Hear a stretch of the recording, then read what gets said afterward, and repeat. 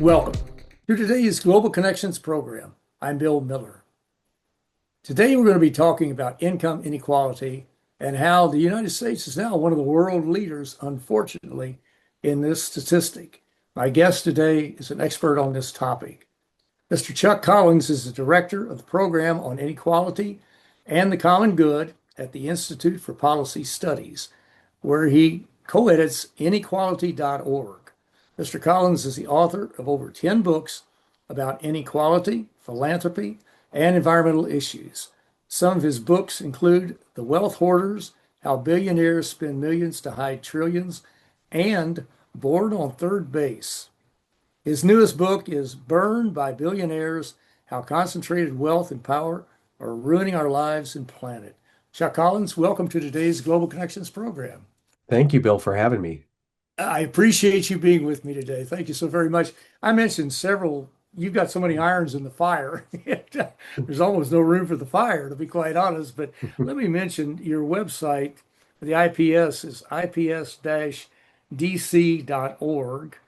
and inequality.org, it's www.inequality.org.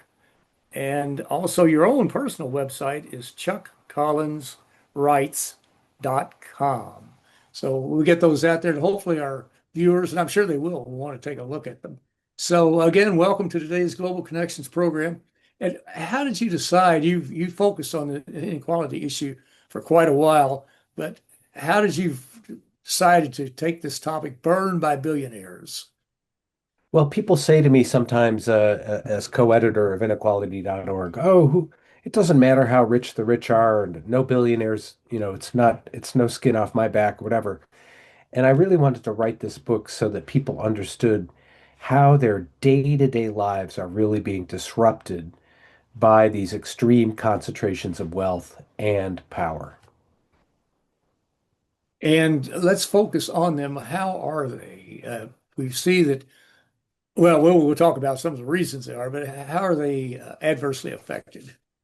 Well, I kind of argue through the book that, pretty much every corner of your life, your health, your well-being, the environment that we live in, uh, housing costs, um, your sense of vote and agency in our democracy, uh, down the list. All those things are being undermined or disrupted or worsened by the concentration of wealth. And we can dig into any one of those, but let's just take housing. I think people don't realize the housing crisis that many of our communities are facing is almost like supercharged by the fact that there's so much wealth looking to park itself in the housing and land markets, and that has a negative effect on everybody else. So, I have a chapter talking about pets and how even the billionaire-backed private equity funds are coming for veterinary care and pet care because they see that as a place where they can squeeze and extract more wealth from your wallet. And so, I really want people to understand why this matters to them very personally. Exactly. We're almost into the Gilded Age, the robber baron stage of back in the late 1800s, early 1900s, where the moneyed interest basically ran the country, ran the world to a large degree. And they screwed it up the first time, and there's no reason to think they won't this time. But you're absolutely right. You mentioned healthcare a minute ago, and this is a big one. And of course, we saw where Donald Trump's, he called it the big, beautiful bill. It's really a big, disastrous bill. You come right down to it, and people are finding that at now because millions are going to be thrown off their health care. So many of the regional hospitals are going to be closed because they can't afford to stay open because they take this money and they gave it, basically $1 trillion to billionaires. And this is the biggest transfer of wealth from the poor or the middle income to the wealthy that I think we've ever seen in this country, probably. You can correct me if I'm wrong, but we're seeing this dramatic transfer. And it's basically because of one party, some Democrats, but all Republicans almost in Congress, the Republican Supreme Court. We've seen, we'll get into Doge in just a few minutes, but we'll talk about that. But how is this healthcare that's just one small example. There are many more, I'm sure, are there not? Yeah, and you're right, Bill. We are living in this extreme second Gilded Age. But just take healthcare again. Healthcare is a sixth of the economy, and from the billionaire point of view, it is an arena for plunder and wealth extraction. So it's not a coincidence you see these billionaire-backed private equity funds buying up hospitals, buying up medical specialties. A third of emergency rooms in this country are owned by these billionaire-backed private equity funds. And they basically go in and they kind of slice and dice and sell off the productive assets and try to squeeze more money. The first thing they invest in is billing, making sure you're going to get that bill every month after your medical event. Or, in the unfortunate event you have to go to the emergency room, you get five or six different bills from the anesthesiologist group and the ambulance and all, and they're all, if you trace their ownership, it goes back to these wealthy billionaire investors. So it's an arena for plunder, and that's why we have to sort of try to protect our healthcare system from the billionaire hijacking. Mhm. And we all grew up hearing that competition is good. The more you compete, the better. But what they're doing is they're basically ridding the market of their competitors. They're buying up this, so there's gargantuan, I mean, these mammoth operations, multi-trillion, oh, I don't say trillion, billion-dollar operations that are out there. And there is, once you get the lion's share, you don't have to worry about your competitors. You and two or three others can set the prices and take as much money out. You mentioned the private sector. There are certain roles the private sector fill very well, but there are so many now that we see that they have no business being involved. They shouldn't control any of the common good, the electricity, the water, the gas coming into your communities, those types of things, because they only worry about the shareholders. How devastatingly bad is that for America? Not to mention the poor shareholder who has to pay the bill, not the one who gets the check every month. Bill, your point is so important because I think people say to me, "Oh, aren't you talking about socialism when you start talking about billionaires?" And it's like, you know what? If you believe in healthy capitalism, you should be alarmed. What happens is wealthy people do start businesses, start useful enterprises, but at a certain point, they're not only accumulating wealth and power, they're using that power to block their competition, to uh, rig the rules so they get more wealth and power. And that's when we all have to sit up and shoot up the flare and say, whoa, whoa, this is a dangerous time, um, because that power is distorting even a healthy private market, to the extent we have a private market that can operate independently. You see a lot of small businesses that are the backbone and are critical to our communities getting bought up or squeezed out by the big boys.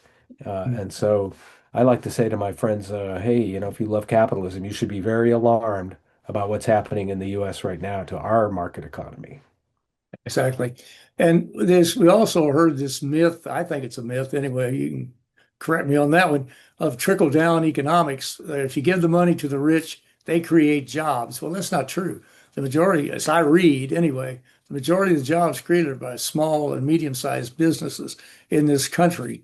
The wealthy play the casino, they play the stock market, they buy up shares. And this really got rolling under Ronald Reagan's term, and it's been on steroids ever since. Some Democrats have helped it along. Virtually the vast majority of Republicans have pushed it, and this is not where it's supposed to be. Capitalism has done some good things, but now when you have the concentration of power by these oligarchs, this is totally a corruption of the economic system, is it Yeah. not? I mean, if you think that Ronald Reagan, we're talking 45 years ago, that the beginnings of that trickle down philosophy was really put in place. And we can look at the evidence now. In fact, there's a fascinating study by the Rand Corporation. If between, say, 1973 and the present, if workers had if their wages had gone up at the same level as their productivity gains, uh, they would be $79 trillion more wealth in the hands of working and middle class people in this country. Think how different our society would be if that was the case. I think we kind of like to say, oh, we're the best economy in the world. And maybe in those years after World War II, 1945 to 1975, we really did. The rising tide lifted all boats, incomes rose, the racial wealth and income gap narrowed, the gender income gap narrowed. We were on our path toward economy where we were growing together. And now we're pulling apart. And that's where, you know, it's bad for everybody, I think. I think it's even bad for wealthy people because it's creating the conditions of an authoritarian society and a not a healthy economy. Um, Mhm. I think you're absolutely right. And when you squeeze the middle class, and the middle class is shrinking, and when you squeeze them, they don't have the purchase power that they would have if they were, like you mentioned, after World War II, expanding middle class, strong labor unions, strong laws to a large degree to 8 hour to have work days, 8 hours, 40 hours a week, no child labor, those types of things. And these people, this Project 2025, and these people who are in power in DC now, so many of them, they want to reverse this. They want to take it back. But we're going to come back in a minute and talk about that. But you're watching Global Connections Television, which is a privately funded, independently produced program. The opinions expressed on Global Connections are solely those of the moderator and his guests. We'd invite our viewers to go to our website at www.globalconnectionstelevision.com to view previous programs. Also, if you're involved with a PBS or community access television station, or you're with a university or a educational institution that has an intra-campus television hookup, or you have a podcast, or you just have a computer, you like our shows and you'd like to share them, please feel free to do so. Global Connections Television is provided at no cost as a public service to help us better understand international issues and how they impact our lives. Today, we're talking about a topic that affects basically everybody in the United States and the vast majority of people around the world. That is income inequality. My guest today is an expert on this topic. Mr. Chuck Collins is an expert on income inequality. His recent book is Burned by Billionaires: How Concentrated Wealth and Power Are Ruining Our Lives and Planet. Chuck, we were talking about the burgeoning middle class and that type of thing, and Ronald Reagan promoting this trickle-down theory, which is basically led us to where we are today. But the people, the moneyed interest, and I don't like to put labels on people, but it's really the ultra conservative, far right billionaires who have picked up on this philosophy. And they've had this project, these ideas in mind really for the last 75, 80 years. It's nothing new. And they've finally gotten to where the Republicans control Congress, they control the Supreme Court, they've got the White House, they've been able to dismantle a vast number of very efficient and productive programs that have helped Americans and people overseas. So they've got all the players in place. But this Project 2025 just didn't come out of the blue. How devastating is it? There's so many things in there we could talk about, but how do you view that whole package as a blueprint for Trump's operation over the next 3 years? well, I think it's kind of an ingenious thing to put out your vision and capture power and implement your vision. I mean, I kind of wish progressives had done that. I think in different ways we had. I think the in 2021, the Build Back Better legislation was a vision very similar Mhm. in terms of scope and impact. So I'm all for people having a vision and contesting it. But I think a lot of people, voted for the current president. They didn't know what the real agenda was going to be. They didn't know about Project 2025. When they learned about it, they were scared and worried about it. And they should be as we see it being implemented. I mean, there's so many components of it. Dismantling a public healthcare system, uh, restoring fossil fuels, keeping coal plants open that should have been closed in order to power data centers owned by billionaires and raising our energy costs. The affordability issue is what got Trump elected, But if you look at all the policies, they're worsening the basic costs of living. Those are the ways we're being burned by billionaires. Your grocery bill is up because the billionaires that dominate the food sector are running away. Your energy costs are going up because the billionaires who dominate the fossil fuel energy, coal, gas, and oil are having their agenda implemented at the expense of everybody else. So if we really, you know, engage with our neighbors about, okay, you thought you had a, you worried about the cost of eggs back in 2024. How you doing now? Let's look at what the real agenda that got is getting implemented, and how we're being distracted. And it's important to understand the whole focus on immigration is to deflect attention away from this billionaire power grab. Uh, the right knows that immigration is a hot button issue, and they want to just keep pushing that button while they are coming for the rest of the wealth in the society. Mhm. Our enemies could not be happier. They are absolutely ecstatic.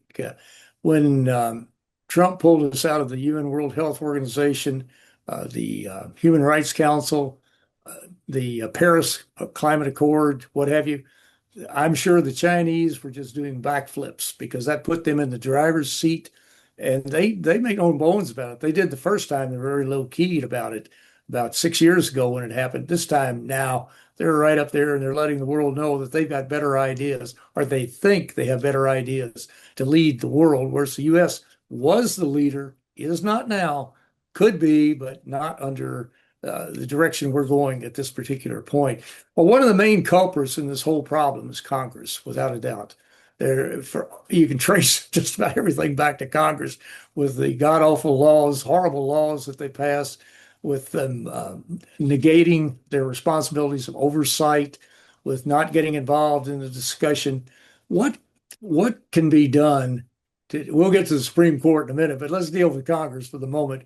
What can be done with this Congress to make it more responsible and more responsible to the American taxpayer and to the American citizen? Right now, all these policies, these tariffs, all of this is working against people like you, me, and Joe Sixpack. I mean, this is Yeah. not what people wanted. I don't think. Maybe they did. Well, I think we need to we and our neighbors need to understand that our political system has been captured by this billionaire class, by this ultra wealthy elite. And they have captured the Republican Party, as you say, and they've captured parts of the Democratic Party.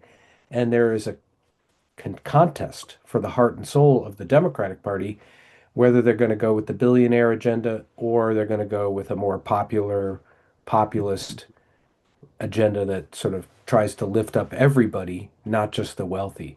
And I think what we will see is more and more candidates coming forward, more and more people running for office on a not a phony populism, but a genuine look, I'm here, I want to get elected so I can help everybody rise, not just the rich. So the incoming mayor of New York City is an example of that. He ran on a campaign for affordability, funded, free buses and childcare and addressing the housing crisis in New York City, funded by a tax on incomes, a 2% tax on incomes over $1 million in the city. That's the kind of program that actually is wildly popular, but those people have an uphill fight against the big money candidates when they want to run for office. But nonetheless, we should support independent people who are independent of the big money interests. And in some districts, those might be Republicans who genuinely are saying, I'm going to work for an economy that works for everybody, not just the rich. So it isn't about our political parties. Both of them have been largely captured by the big money interests. But I think that's one of the, and maybe some of your listeners are saying, maybe I should run for office, maybe start at the local level and campaign and say, I want to work to make things affordable for everybody. I want to have an economy that isn't dominated by the powerful billionaires. These last few years have shown the American public how important every elected office is. It doesn't matter if you're running for dog catcher or whatever it is. Every office is extremely important, and we need to pay attention and get involved in the political process. But it's absolutely critical. And the only way to do it is to get the people out of office who are not passing legislation to help the American public. It's a simple. People ask me, what would you do? Say, vote them out. That's exactly what you need to do. And then if you vote people in who are not doing the job, vote them out 2 years from now. But we've got to get serious and keep thinking, well, there are a lot of good Republicans. There are. There are a lot of very smart, responsive Republicans who are very intelligent who don't like what's happening, but they're very quiet in the process. And some Democrats don't like, well, a lot of Democrats don't like it, but that's another story. Well, let's talk about your book. We're down to our last few minutes. There's so many topics we could pick. What are two or three quickly of the most important ones that I have left out up to this point that you want to make sure we focus on? Well, I think it's kind of obvious that the big money has robbed us of our vote and our voice. That's kind of what we've been talking about. I think just to talk about the environment, I think we all, if you're paying attention, you understand, oh, we need all of us to address our part in the climate crisis and the disruption and change our own habits and reduce our carbon footprint. But what we also should understand is the billionaires and the ultra wealthy are the super emitters, flying private jets, yachts, multiple houses that are huge and require huge amounts of energy. One statistic, the average American probably emits 14 to 16 tons of carbon a year. The top 1/10 of 1%, the billionaires in the next tier emit about 2.2 tons of carbon a day. So that really undermines our ability to address this crisis. The ultra rich are going to have to change their behavior faster and more dramatically than the rest of us. So when we think about the health of our environment, we should also be realizing the billionaires are running out the clock to our ability to respond in a timely way. And I mentioned pets. A lot of people, we love our animals in our lives, our cats and dogs and other animals, and we're willing to pay and make heart-based decisions for their care. Well, the big billionaire-backed private equity funds, they know that. They're buying up health, medical, veterinary care. They're buying up pet food. They're buying up dog walking apps and services. Like they know they can squeeze more money out of the pet care economy because we love and want to care for these animals in our life. So that's an example where they're looking for where is it we can squeeze another dollar out of your listeners. And so those are the examples. And we have to talk about the power of taxing wealth and using that to solve big problems. Tax private jet fuel and fund green transportation on the ground. Tax luxury real estate transfers, buildings selling for apartments selling for 2 million or more, 5 million or more. Tax that and put that into a fund for permanently affordable housing. So those are the examples. We need to basically focus on reducing the concentration of wealth and power and funding things that expand opportunity and a decent life for everybody. And that's to me the formula moving forward. Exactly. In the last 30 seconds, the UN is not a one world government. It can impose taxes worldwide, but should it convene the countries to try to come up with dealing with these tax havens, tax dodges, moving your money offshore to the Caymans or wherever it might be, because that's how they do it. They threaten to go someplace else or to take their money out. But the UN has done this to some degree, but it's limited because Yeah. so many of the moneyed interests, you know, contribute to the politicians who wind up appointing people to the UN from their countries. So, just briefly, should we have a universal tax? Yeah, I mean, I think that the UN and the G20, starting with the G20 countries, those are the countries that have the power globally. They actually put together a minimum corporate income tax at the global level that 130 countries, pardon me, 130 countries signed on to.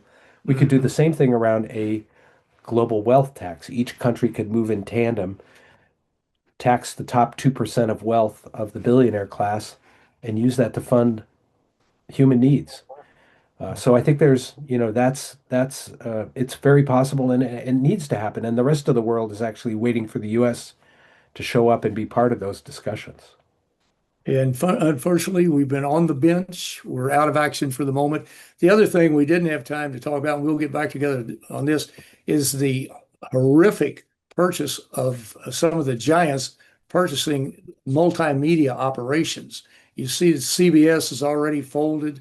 They're moving to the far right. And usually these groups that are buying it are, I'm not going to say conservative. I think they've gone beyond conservative. They are ultra rightists to a large degree. You see that so many of the different media operations are in the hands, or soon perhaps to be in the hands of people who do not have the public interest at heart. But Chuck Collins, this is a fascinating topic. We'll get back together very soon on this because there's so much more we could talk about. But I want to thank you so very much for a very interesting and a very informative program. Thank you, Bill. Great talking with you. My pleasure. I'm Bill Miller. Thank you for joining us today on Global Connections Television.